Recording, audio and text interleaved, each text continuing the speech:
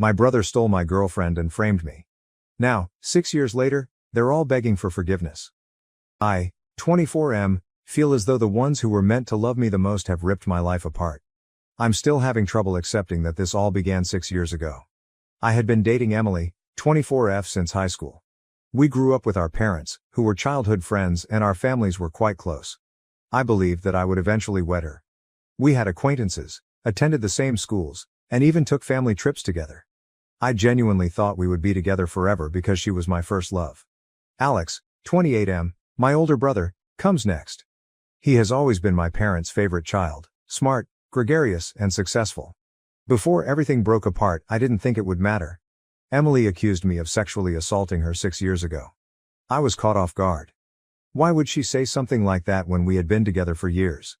It was unbelievable to me. Alex intervened and supported her, which made everything worse. He claimed to have been protecting her when he told our parents that he had witnessed me acting improperly toward her at a party. My parents immediately accepted his story. My side of the story wasn't even requested. They had complete faith in Emily and Alex. The entire community turned against me and I was expelled from the house in a matter of days. I had considered Emily's family to be a second family, but they also severed all connections. My reputation, my family, and my girlfriend were all lost. My parents informed me that unless I received assistance for something I hadn't even done, they would not want to see me again.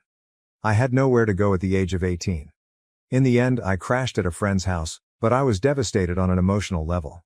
I resorted to drunkenness and melancholy, doing everything to dull the hurt of being dumped and wrongly accused by the people I trusted most.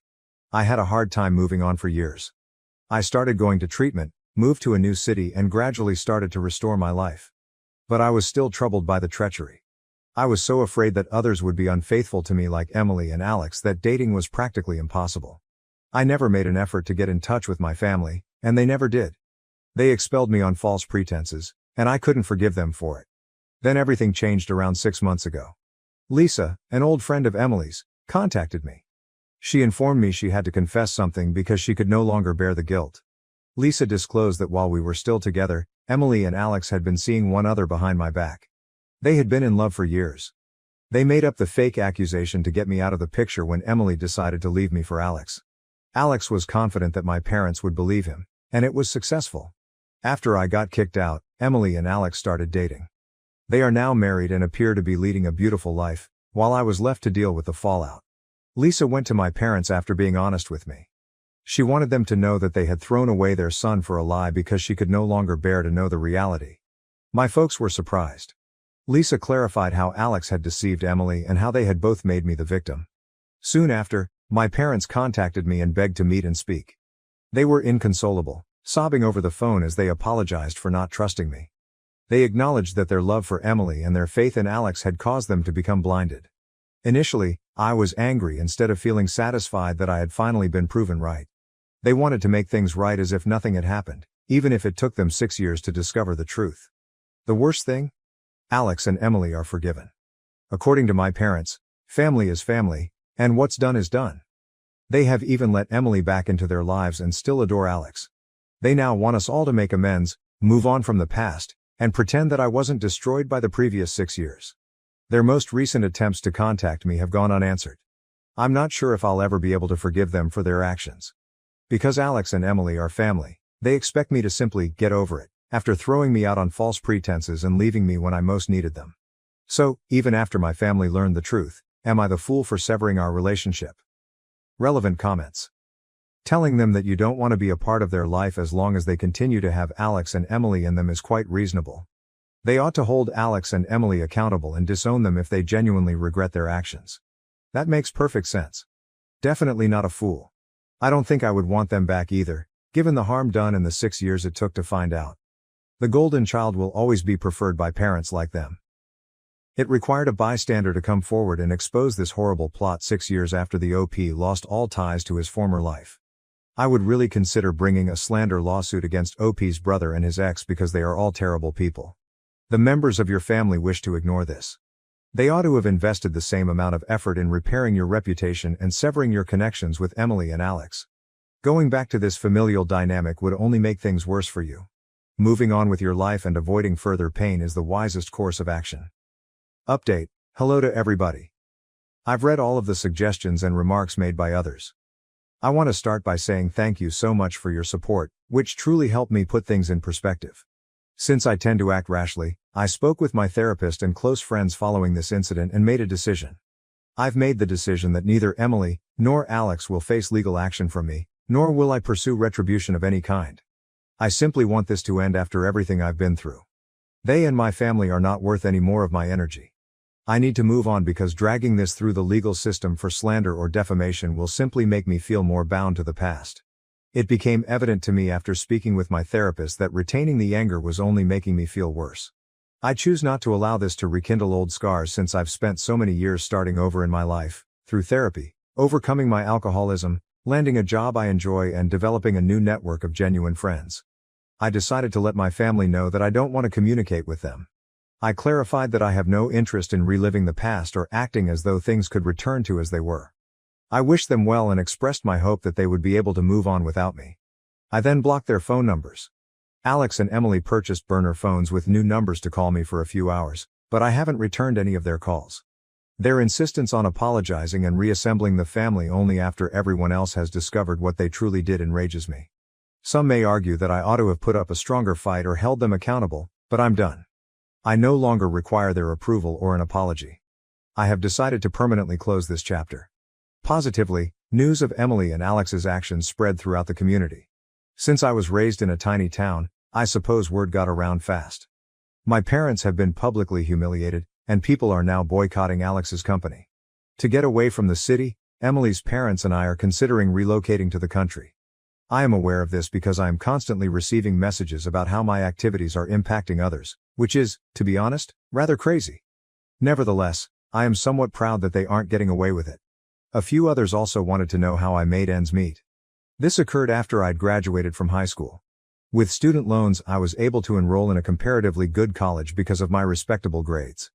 Before I landed a job in my profession, I worked at a few odd jobs. Although it's a starting salary, it's better than what I had previously.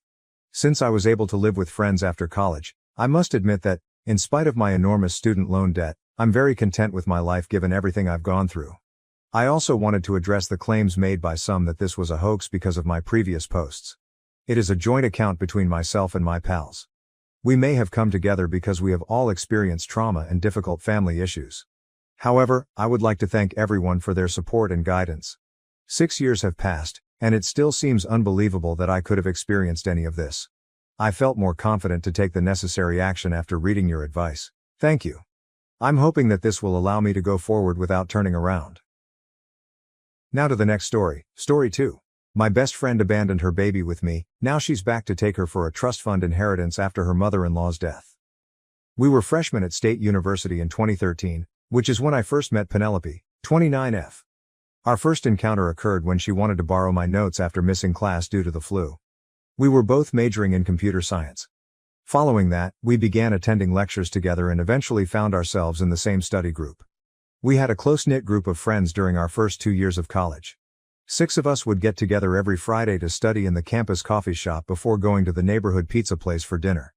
Because Penelope and I were both only kids from middle-class households attempting to succeed in the computer industry, we grew particularly close. Both of us found employment in the same city after graduating in 2017. She found a job at a startup about 20 minutes away, and I worked at a software business downtown. We maintained frequent communication, getting together for lunch on Wednesdays and spending weekends with other local college pals. Penelope began dating Mike, a sales representative for her employer, around the end of 2019. I never really liked him.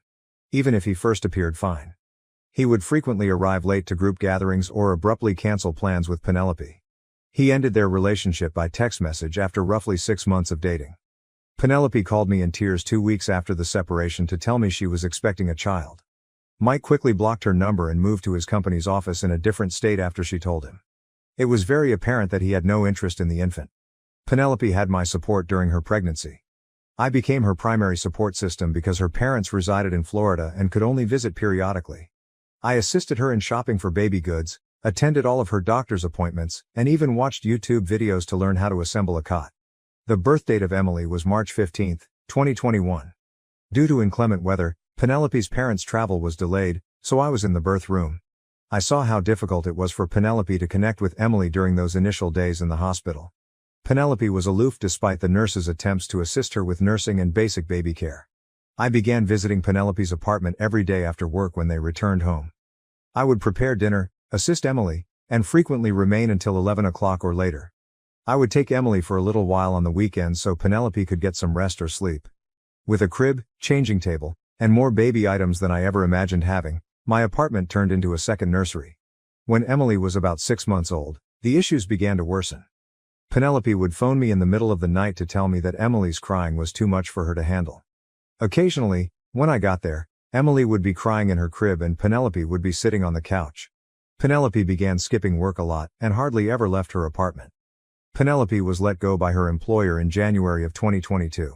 She started skipping work without warning after using up all of her sick days. Things truly took a turn for the worst at that point. She stopped taking calls from relatives and friends. Unwashed laundry was all around her flat, and unclean dishes were piled up. At 3 in the morning on February 12, 2022, Penelope gave me a call. I could hardly understand her since she was crying so much. She claimed Emily deserved more and that she was a bad mother.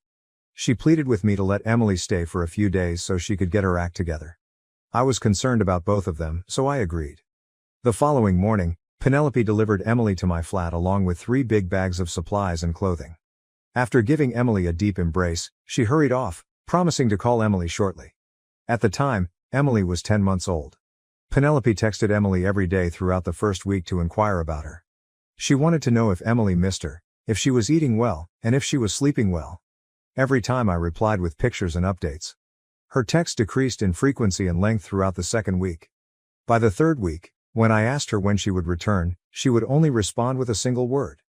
A month later, she stopped answering altogether. I made every effort to get in touch with her. She had moved out when I tried to reach her via phone, text, email, and even in person at her apartment. She hadn't contacted her parents either. Despite my worries, I had to concentrate on Emily. I hired a part-time nanny to assist during video conferences and changed my work schedule to spend more time at home. Emily fared remarkably well. She was a cheerful baby all the time, and it seemed like having a regular routine helped. At about this time, she began referring to me as Dada. I initially attempted to correct her, but my mother claimed that since I was her primary caregiver it was only normal. I got a certified letter from a law firm 3 months after Penelope left. In the legal forms in the packet, Penelope was asking me to adopt Emily and renounce her parental rights. In a brief letter, she expressed her inability to become a mother and her belief that Emily would live a better life with me. I contacted a family lawyer right away to manage the adoption procedure. The lawyer stated that adoption was feasible because I had been Emily's primary caregiver for months and Penelope was voluntarily renouncing her rights. We had to conduct background checks, have social workers visit homes, and post notices in newspapers. Emily officially became my daughter on September 15, 2022 after a 4-month process. After that, life settled into a comfortable pattern. In order to be more accessible, I made the decision to work from home permanently. 3 days a week, Emily began attending a local preschool, which she adored. Her professors praised her for being well-adjusted and gregarious, and she made friends easily. Every month my parents travel from Ohio to visit us. They showered Emily with gifts and attention, embracing their role as grandparents.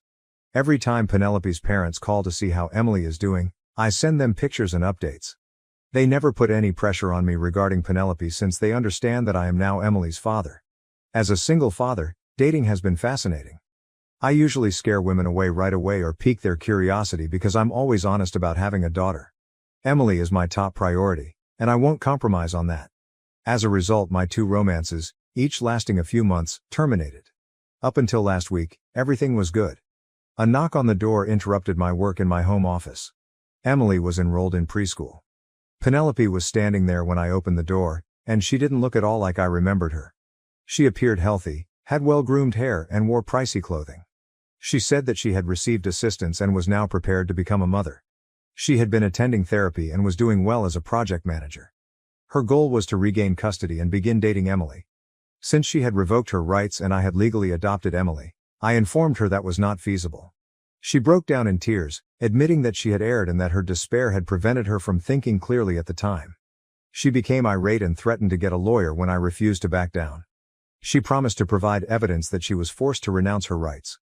I instructed her to get out and that my lawyer would have to handle any correspondence. I'm worried now. Emily is content, safe and thriving in our life together. She has no memory of Penelope. I had to share this somewhere, but I've already phoned my lawyer to be ready for whatever Penelope might try. I will not allow anyone to take my kid away. Update 1. Since I last posted, a lot has transpired. Penelope sued, saying she had terminated her rights when untreated postpartum depression was plaguing her. A 15-page affidavit from her attorney described how I allegedly exploited her mental state to remove Emily from her. The text exchanges from 2021 to 2022 that were contained in the dossier showed Penelope requesting my assistance with Emily. Even back then, her lawyer misrepresented these messages to suggest that I was attempting to become Emily's mom. They also claimed that I had been preparing to obtain custody all along because I had baby goods at my apartment. After Penelope reached out to our former college pals, they became interested. I stole Penelope's baby, according to some of their Facebook posts. Our study group member Tom called me and told me that I should realize that Penelope was ill when she gave up Emily. After I'd declined to talk about letting Penelope see Emily, Lisa, another college acquaintance, blocked me on all social media.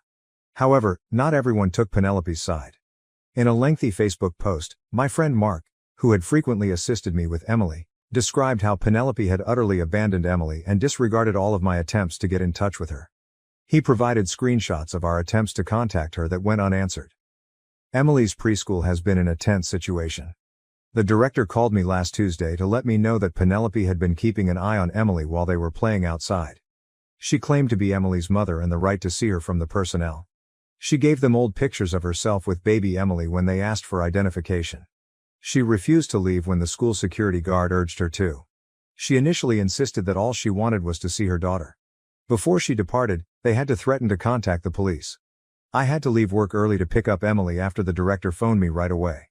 The following day, I was at the school for 3 hours, updating all of Emily's documents. I provided them with copies of the court orders proving my sole custody and the adoption documents. I made it plain that no one else could pick Emily up, but I did add my parents to the pickup list. They changed their security procedures and now verify everyone's identity, even their known parents. Penelope began delivering parcels to our home. The first one, a big box filled with new toys, clothing, and a plush pink elephant, arrived last Wednesday. She sent a lengthy letter outlining her reasons for leaving and her deep regret. She put notes on the back of each picture and included pictures of herself with Emily when she was a newborn. Over the course of the following week, 3 additional shipments came. One had children's books that contained private notes.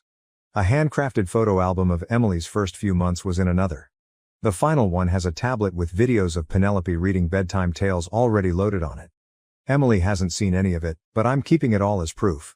Last Friday, Mrs. Chen, my next-door neighbor, called to report that someone had been parked outside our house for a number of hours. I noticed Penelope's white Honda Civic when I looked. She left before the cops arrived, even though I had contacted them. Although they filed a report, the police stated that they were powerless to take any action until she threatened us or made direct contact. I discovered a message in our mailbox 2 days ago. Penelope noted that in order to give Emily afternoons free, she had adjusted her work schedule. She provided a thorough plan outlining how she intended to begin with monitored visits before progressively moving on to overnight stays. I will continue to fight until I get my daughter back, she said at the end of the note. Emily has begun to ask questions that I find difficult to respond to. At school, she noticed Penelope observing her and inquired about the identity of the woman.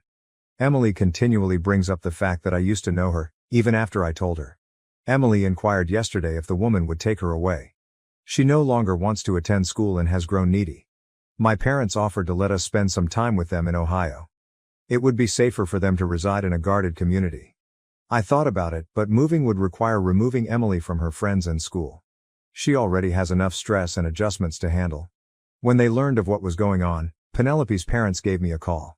The way Penelope behaved appalled them. After leaving Emily, Penelope also stopped communicating with them, according to her mother.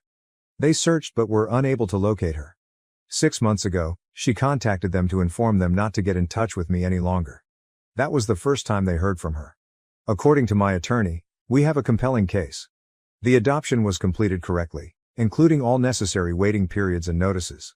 Throughout the process, Penelope had her own attorney and willingly signed all the documents. He cautioned though that Penelope's attorney might attempt to drag this out in the hopes that I would consent to shared custody in order to put an end to the legal dispute. The expenses are mounting quickly.